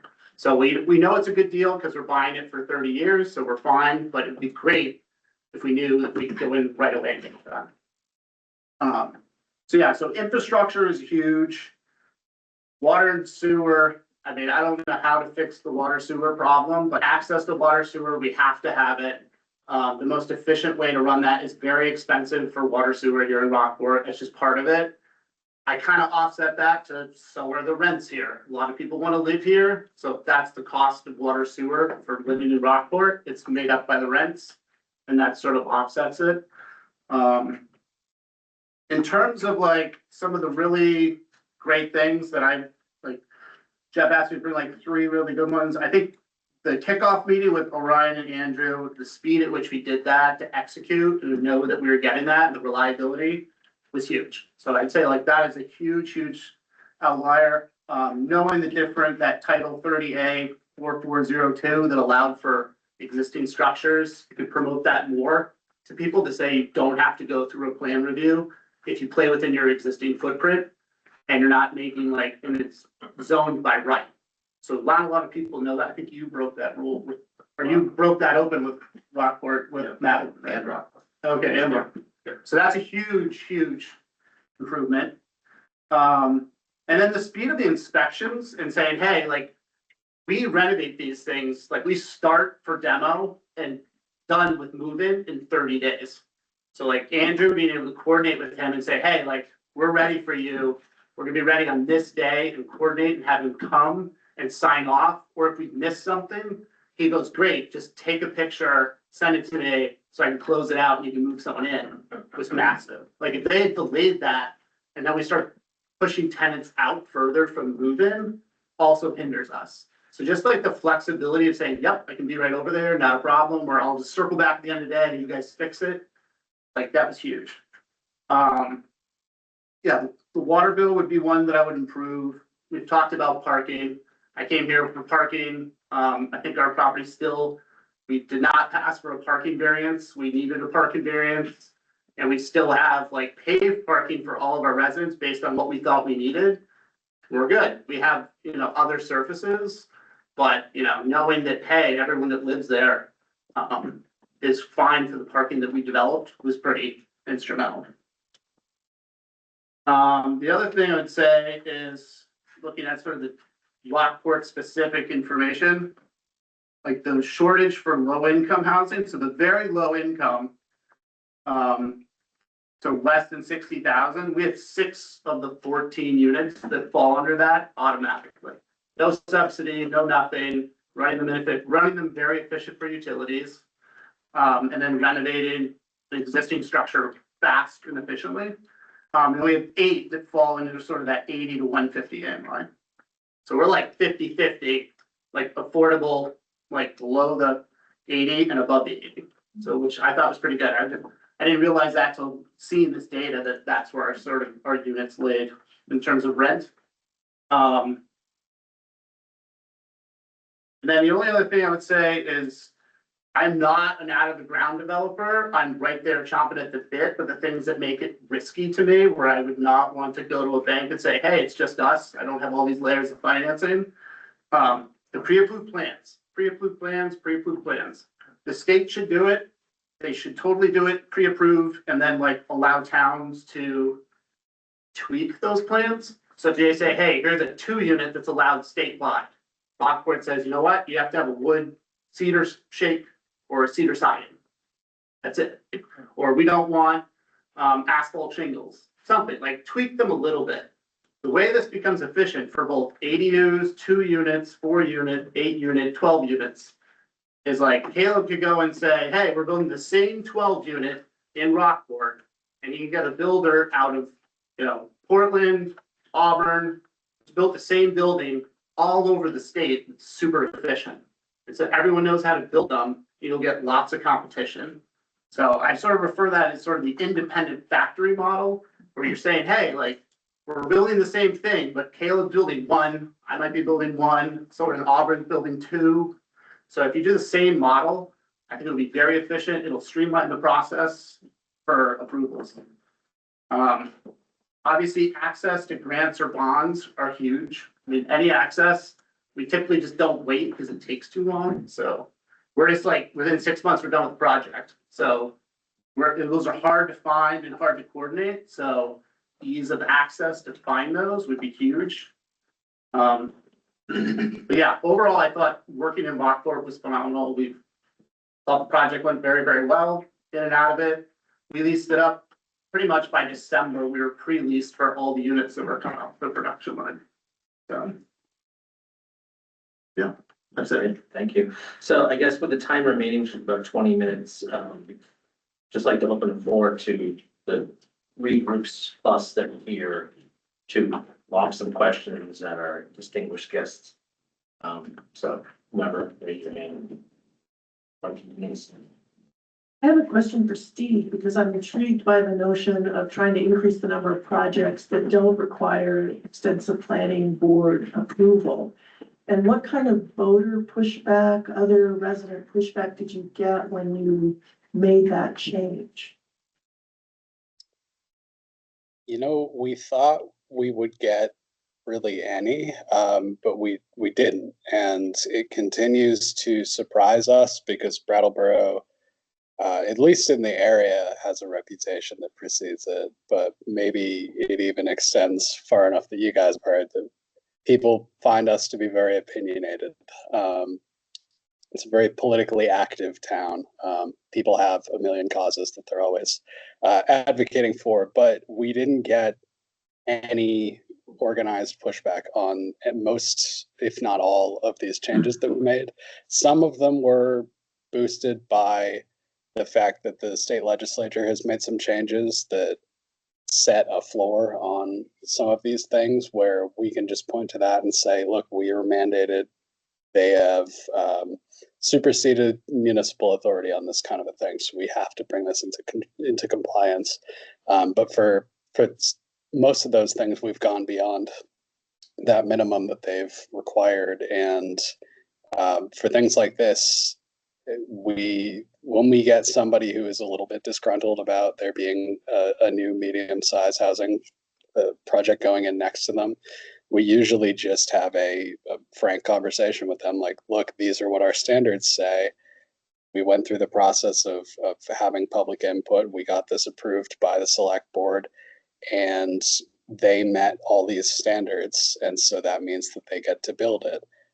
If they break any of these rules with regard to nuisances, you know, if they start jackhammering at 2 a.m, then you've got a zoning violation. We can go ahead and enforce for you, but change is going to happen. And if they're meeting the standards we've laid out, then they're allowed to build that. And we haven't really had any negative interactions in that regard. I think people have been surprisingly open-minded about it when we just give them the lay of the land, which has been refreshing, and I feel like has definitely given us confidence to keep being innovative in that regard, because we have the experience of knowing, well, we thought that we were going to really get our heads bitten off for this, but then it ended up being fine. So I think that more towns should also feel that kind of way.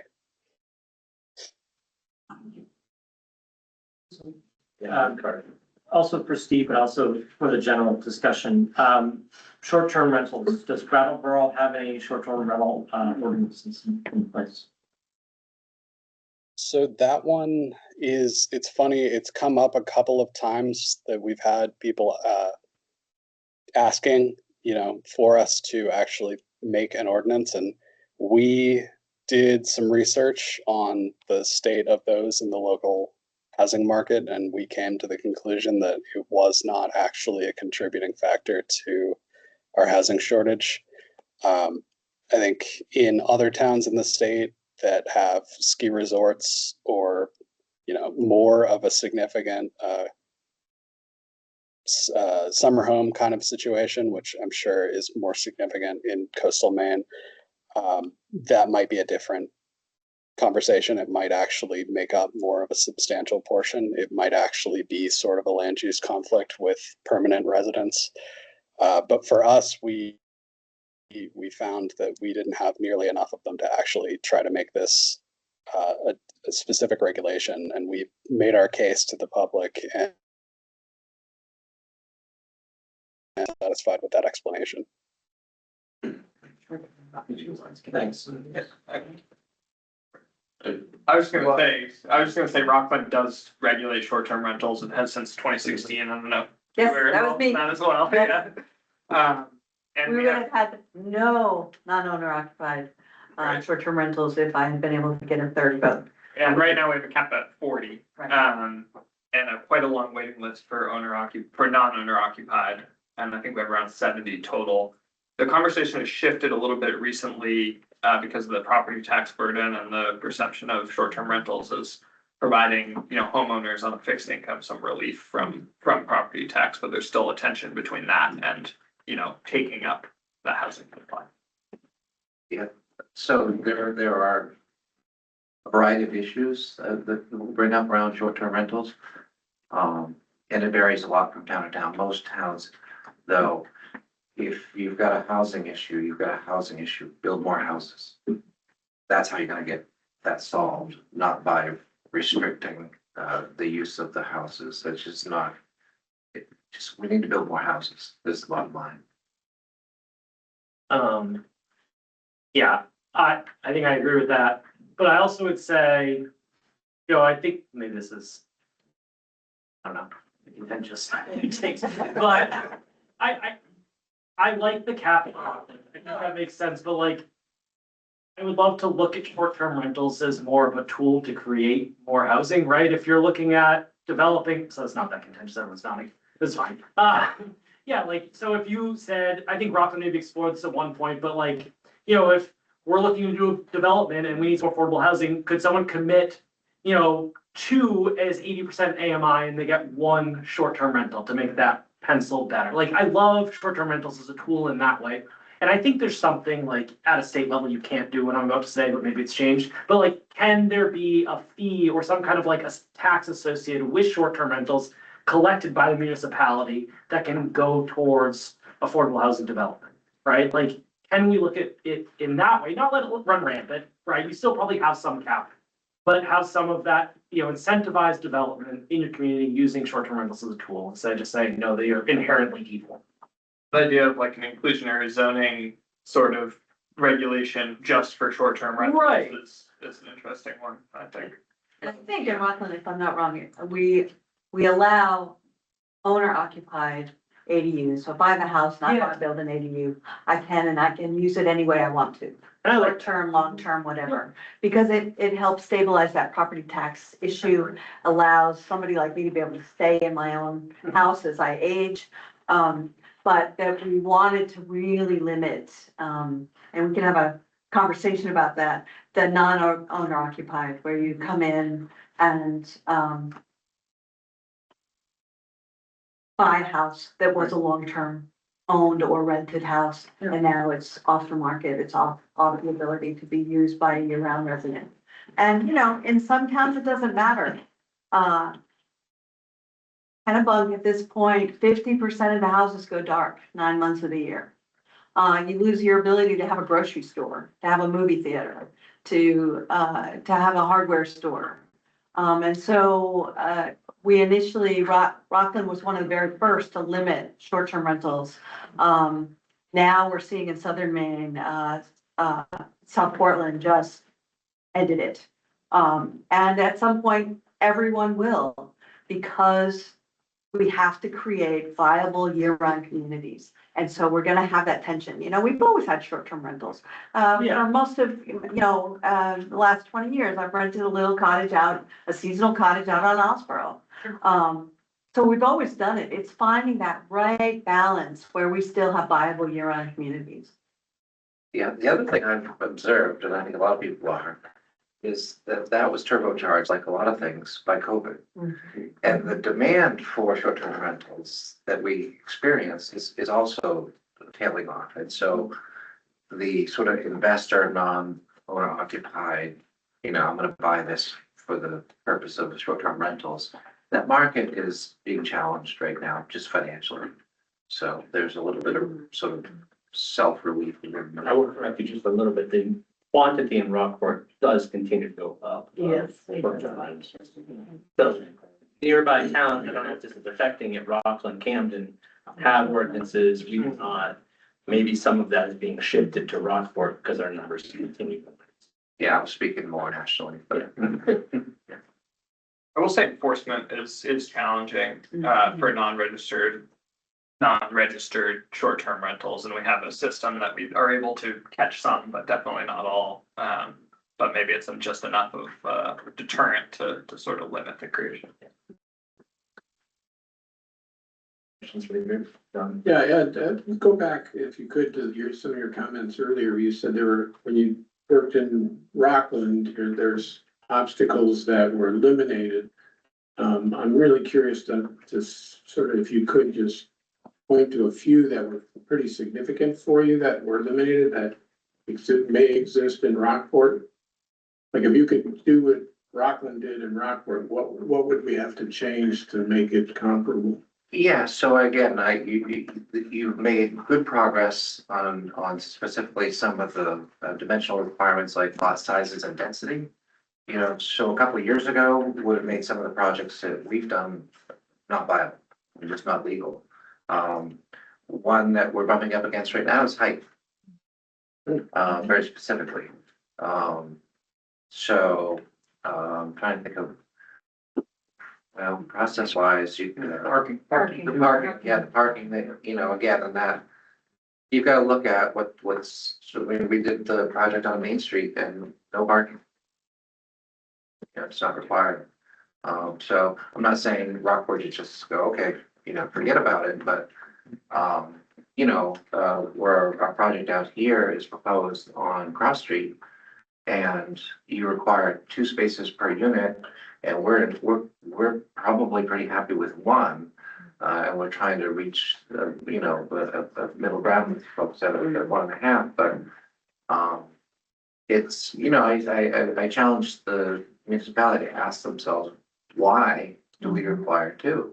And is that our job, to go and demand those things and drive yourself around? Caleb and I joke about the Madeline Lane project, which was built under your old ordinance, not for housing.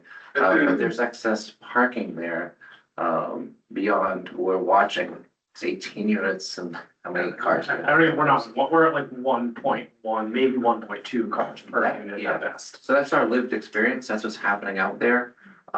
And if you want to find a barrier for the town that the town's imposing, that's a good one too. It's interesting because, Steve, in Brattleboro, you have town-owned parking lots that you've actually decided to now make into housing projects because they're so underutilized. Is that proving to be some success for you? It's at the level of conceptual, like it's something that we've advocated for to our select board, and various successive select boards have not been opposed to the idea.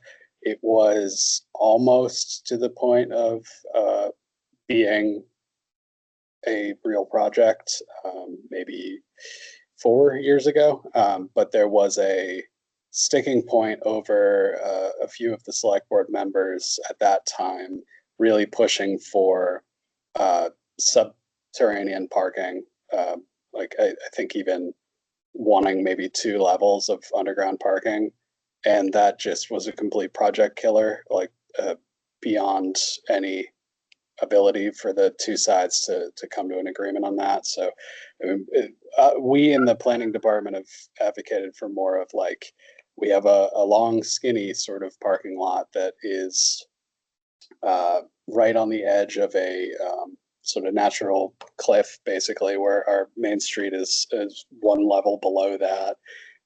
That would be a fantastic spot for townhomes, they would probably have an incredible view, for instance. And then a few of our other parking lots are, you know, if we were able to package them together, which we do have the ability to do that and remove the internal parcel lines just administratively, we don't have to bring that to any kind of hearing. We might be able to actually get a large enough parcel that a developer could look at doing something that's like a neighborhood scale. And so we've been having those conversations. Our select board's got a lot on their plate of late. But I think eventually it seems like something that will happen.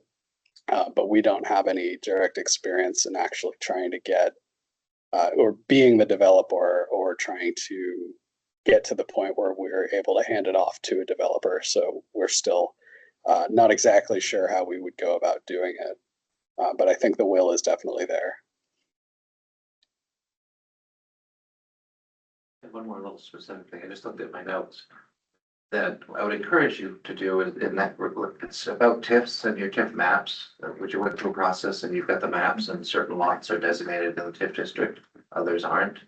I would encourage you to go review that and looking at the lots. I know a couple I have to share with you that no longer makes sense. That maybe made sense before, but because of what's happened on that lot, it's no longer gonna be an opportunity. So be able to shift that to something that might be another opportunity, because you are limited on the acreage as a whole, but you can move it around within the district. So there, I think reviewing that and being real efficient so that you capture it. It's free money if you know it works right.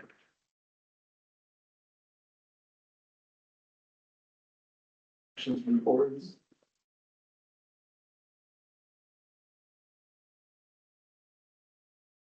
Yeah. When a lot is sold, is the land part of that lot or is it a land lease where you retain ownership? So this is a condo in Rockport development, it's a condo association, so there's one lot and 10 units.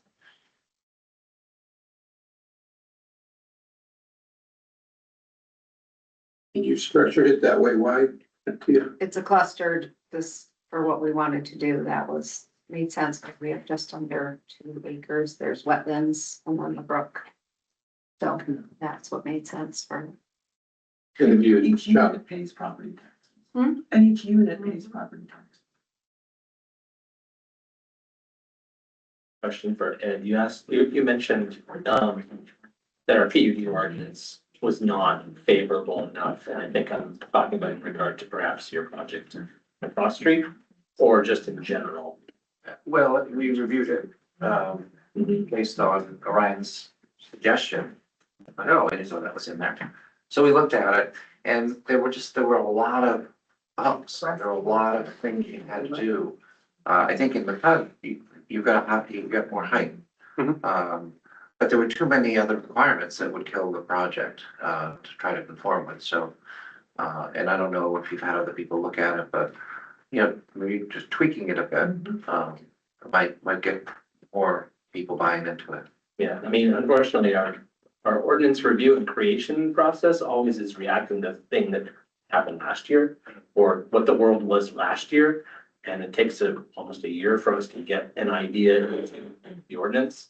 So I think we probably definitely still need to be a little bit more thinking that the future is going to be worse for whatever situation we were looking at last year. Yeah, I mean, but I can't remember, there were several, but you know, just the affordability was a big component of it. So, you know, we're under the belief, and I think your housing studies prove it out, that you know, there's a need across a lot of income levels. But you're only allowing that height for this income level. Why? You could build it over here and all those houses help contribute toward relieving, you know, the pricing. So I think, again, I hate to keep dwelling on height, but that was one of the things that you're allowing, you know, and the state's done some 1829 gives you an extra floor disregarding whatever the town ordinance may be if you do certain affordability things.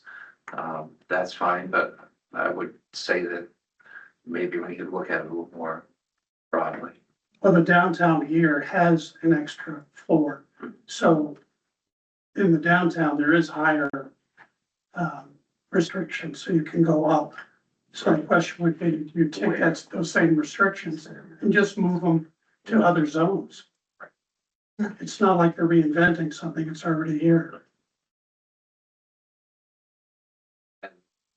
Yeah, you spend years in it, that's been for 10 years. But things like even your own, you have a slight relaxation of the height if you've got a certain roof pitch, and then it's even, well, if it's commercial, it's not quite the same.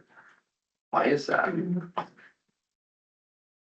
Because if we were, and then it's your definition of commercial. If you have multifamily as a, in your definition of commercial. Richard, do you have a reason for why there's a difference in the heights for commercial versus resident? Do you recall any discussion on that in the ordinance? Part of the discussion was the new hotel and what was gonna be happening at that time. So it was strictly a commercial oriented change. I agree with you, there's no reason why in other areas you couldn't just go up another floor. Yeah, or change your definition of commercial to include multifamily. Right, there are all these little. Well, it's micro. Not coincidentally, but we were talking about that, just Ryan and myself, was if for your project and not necessarily yours, but it's similar, if you were to have a commercial use in that building, wouldn't it all of a sudden then be a commercial building? Wouldn't we be looking at it through a commercial lens? And was the framing of that difference of roof pitch really to control single family residential versus larger multifamily residential? So I don't know what the distinction of residential. I think it's so important to remember that the old ordinances were deliberately created to stop building. And when you now have a goal to create more, then that's the lens through which you look at every one of those ordinances, because they were there for a reason, and the reason was to stop building, to not allow. And so now we're in a different place. And so now you have to keep that mission, that goal in front of you, and then look at every ordinance you have to, does it meet the old goal of no building, or does it meet the new one? I think it's also interesting that you'll be in a position where you'll allow commercial buildings to go up a story and you'll allow affordable housing to go up a story, but not market rate. We're at 5 o'clock, but I want to be conscious of people's time. There wasn't. I have a question for you, is that, the comprehensive plans that we are now working under inevitably say, right in the beginning, we love the way we've been forever. Let's keep it that way. So that becomes a difficulty. A more interesting question, though, is for the developers. I have a personal interest in, although no stake in, wastewater packet processing as a way of eliminating or reducing sewer and other problems with wastewater treatment. Have any of you guys, as part of your businesses, given serious thought to what size of a group of houses, what size development would something like that make sense to have conversations about? The largest property I have on a single septic is 10 units. I'm not talking about septic, I'm talking about a packet system. Yeah, but if you went, so somewhere between like 10 and, that would be where the cost of that system would have to be beneficial. So if you paid $100 per unit was what we're paying for sewer, how many units you'd be on. But I'm also thinking in terms of, and this was, we need a longer conversation, I'm always thinking in terms of not just the cost to the builder, but the savings to the resident, which could then come back in terms of price of the house or price of the rental. If they don't have to pay the sewer bills, if they have their own system, that is relatively inexpensive to operate. I will say, even when you're not, which I think we all learned here, even if you're not hooked up to the sewer, right, and it runs by you, we're still paying over $1,000 a quarter just for that near us. So But Rockport is different than either Camden or Rockland or other places around in that we have a much fewer percentage of our residents are hooked to sewers. We don't have the kind of sewer structure that other towns have. And we also, unlike Rockland or Camden, we do not have our own waste treatment plants. So therefore, we are at double jeopardy in terms of building houses as to, will we be able to charge a reasonable rate for sewer and waste treatment in the future? Because we're at the short end of the stick on a lot of this. So if a developer did want to build, say, 100 to 300 unit property. I'm thinking more of a 10 to 20 unit property. But if they did, would the town then go for a bond just to put in a septic for? At some point, I would get on the bandwagon to push that kind of thing, because we have to be as much as the case to the voters, yeah. Thank you all. It is, that's fine. Before we, Jeff, Final comments, John, go ahead. yeah, I would just like to thank our guests. I invited all of you and, without hesitation, every one of you said yes immediately. And I know you adjusted your schedule to do this. I want to especially acknowledge Valley for your vision and your pioneering of much of the success that has occurred in the Mid-Coast. So they keep up the good fight at the state level. Yes, thank you very much. This has been invaluable to us. We're going to be, this is the group, at least on our side, that is now tasked with drafting ordinance changes. Over there is people who review our ordinance, and outside those doors, the people who vote on it. So very thankful for your participation today. Thank you.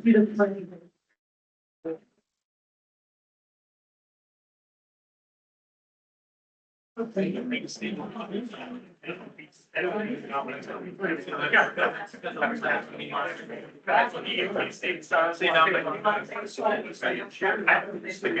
did not want to.